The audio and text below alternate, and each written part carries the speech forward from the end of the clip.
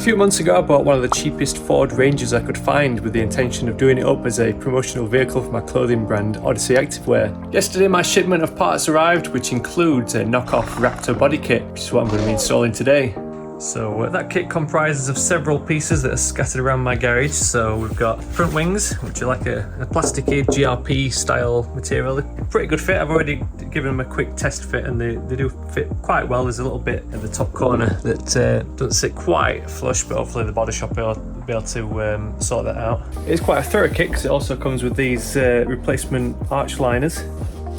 I was going to say in this box is the rear bed covers, but this is empty, so it's not in this one. In this box that I can't get to is the rear bedside covers. I won't actually be fitting those myself. They're going to be fitted by the body shop because they're the weakest part of this kit. They're kind of like plastic bond-on panels that just fit straight over the original bedsides, so they're going to need a little bit more expertise than what I've got.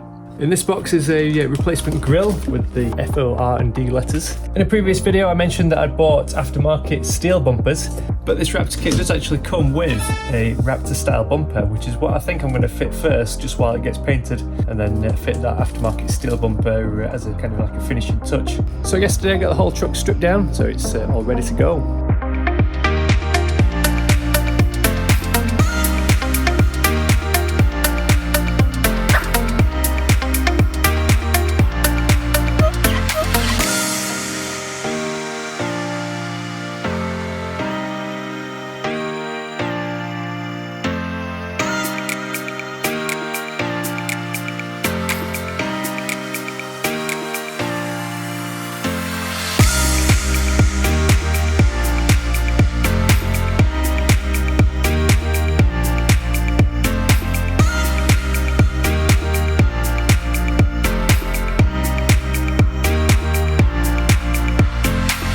Right, that's two wings fitted. The actual fit's not too bad. All the holes lined up at least, which is a good sign. The panel gaps could do with a bit of tweaking. Fortunately this bit's got a bit of a chip in corner. Sticks out a little bit. Could do with a bit more refining, but I'm hoping body shop can do that. This one actually lined up perfectly, whereas the other side weren't quite in line. I'm guessing these brackets can be bent and manipulated a little bit. This side actually looked like it weren't going to fit very well at all, but as this bolt in there was tightened up, it pulled it in that way. It could still do it and push it that way a little bit. It's actually difficult figuring out how far to go with it because the body shop's only going to have to take things back off. The extra fender flares that go on there, they clip on with all these plastic clips, but the risk is that they're just going to end up getting broken as soon as they get pulled off again. But that's what they're going to look like when they're fitted.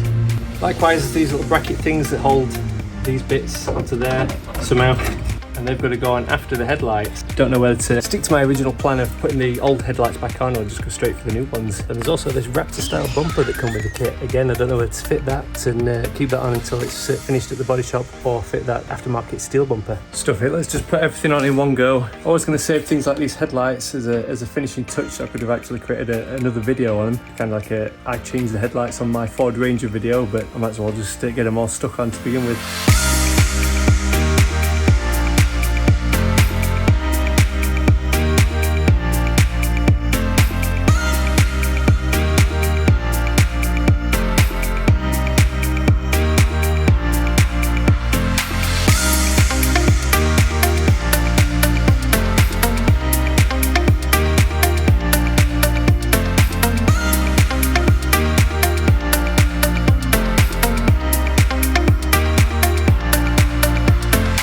I can't for the life of me figure out how this bit's meant to hold on into here.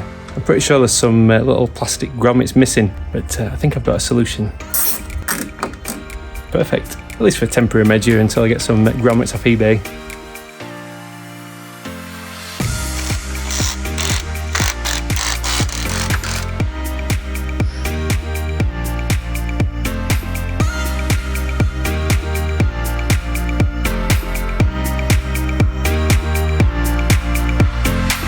Right, progress report. I've got the arch liners in, as well as the fender flares. These are only screwed on underneath. I ain't bothered with the top clips just yet, since it's going to be taken off again when it's painted, so there's a bit of a gap.